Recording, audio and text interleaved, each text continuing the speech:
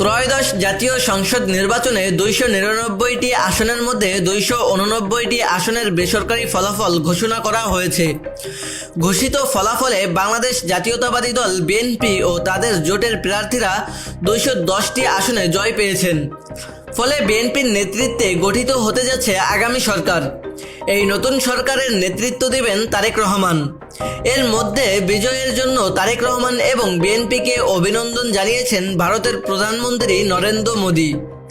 সামাজিক যোগাযোগ মাধ্যমে এক্সে দেওয়া এক পোস্টে মোদি বলেছেন, বাংলাদেশের সংসদীয় নির্বাচনে বিএনপিকে এক বড় বিজয়ে নেতৃত্ব দেওয়ার জন্য আমি তারেক রহমানকে আমার উষ্ণ অভিনন্দন জানাই।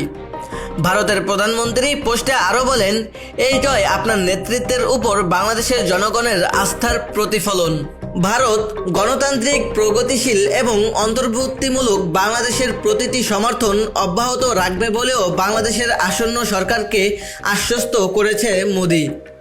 তিনি আরও বলেন, আমাদের বহুমুখী সম্পর্ক জোরদার করতে এবং আমাদের সাধারণ উন্নয়ন লক্ষ্যগুলোকে এগিয়ে নিতে আপনার সাথে কাজ করার জন্য আমি উন্মুখ। প্রসঙ্গত, ত্রয়োদশ জাতীয় সংসদ নির্বাচন ও গণভোটের ভোট অনুষ্ঠিত হয় বৃহস্পতিবার 12ই ফেব্রুয়ারি সকাল 7:30 থেকে বিকাল 4:30 পর্যন্ত।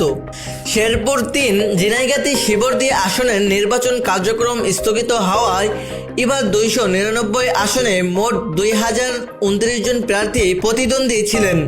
এর মধ্যে রাজনৈতিক দলের প্রার্থী 1755 এবং স্বতন্ত্র 274 ও নারী প্রার্থী ছিলেন 83 জন।